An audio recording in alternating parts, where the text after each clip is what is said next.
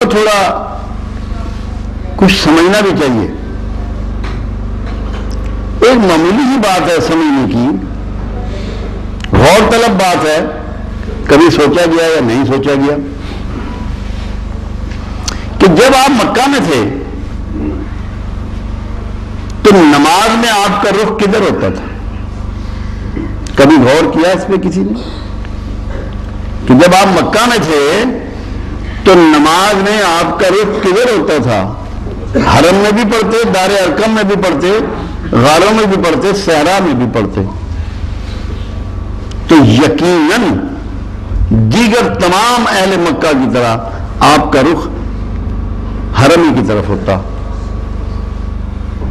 کعبۃ اللہ کی طرف ہوتا.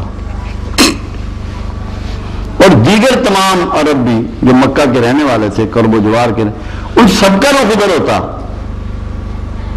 کیونکہ جب آپ مدینہ تشریف لے گئے تو آپ کا نمازوں میں رخ بیت المقدس کی طرف ہو گیا. کیا قرآن میں کہیں ہے، کہیں مینشن ہے کہ اللہ نے کہا ہو کہ تو اپنا رخ بیت المقدس کی طرف کر لے؟ کوئی ذکر، کوئی تذکرہ، کوئی ایسا شخص جو قرآن کا علم رکھتا ہو یہ بات ثابت کر سکتا ہے؟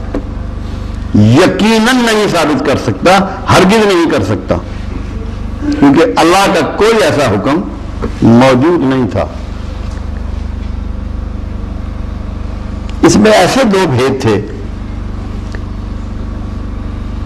ایک تو جو لوگ مکہ سے ساتھ آئے تھے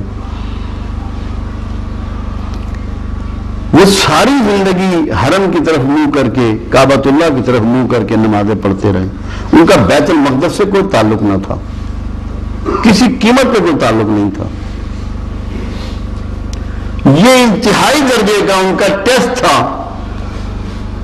کہ رسول اللہ کی پیروی کس لیول پہ جا کے کرتے ہیں. یہ امتحان تھا ان سب کا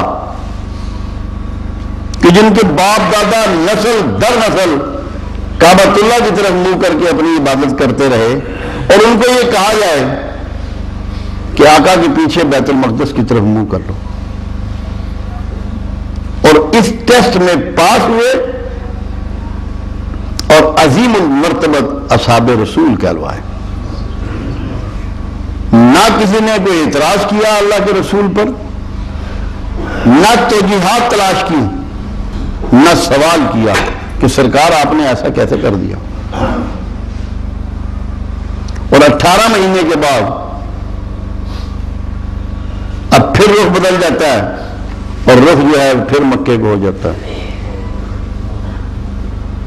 اب وہ اہل مدینہ جہاں بہت سے اہل کتاب بستے تھے، یہود و نصارہ، وہ تمام عمر بیت المقدس کی طرف نمازیں پڑھتے رہے، ادھر منہ کر کے اپنی عبادت کرتے رہے.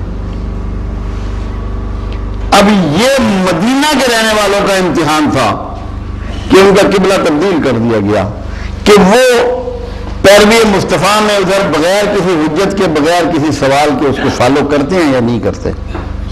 اور جن لوگوں نے آپ کی تقلید کی، عظیم المرتبت اصحاب رسول کہلوائے. یہ بات کرنے کا جو میرا مقصد ہے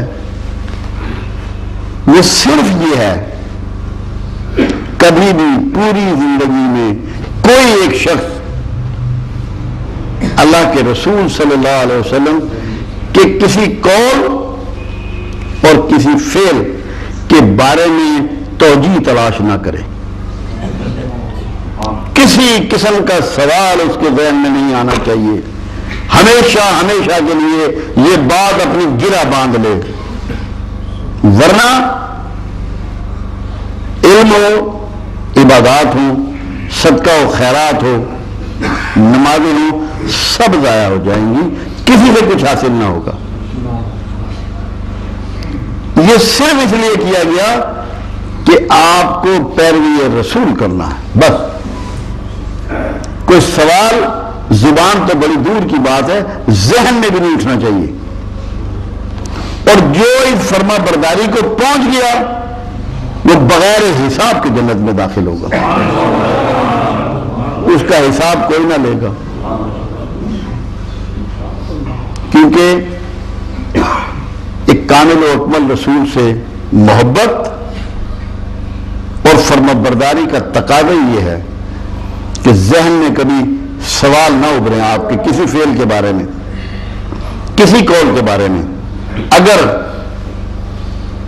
اپنی عاقبت اور اپنی دنیا سنوارنی مقصود ہے، اور اگر تباہی مقصود ہے، کیونکہ یہ میں اس لیے بھی بات کر رہا ہوں، بڑی بدنصیبی کی بات ہے کہ میں لوگوں کو دیکھتا ہوں کہ رسول اللہ صلی اللہ علیہ وسلم کے بارے میں ڈسکشن کر رہے ہوتے ہیں، گفتگو کرتے ہیں.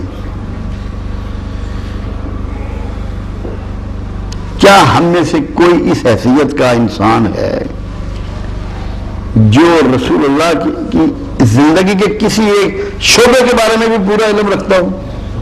کیا اس کی بساط ہے یہ؟ کیا یہ ممکن ہے؟ یہ ممکن ہی نہیں ہے.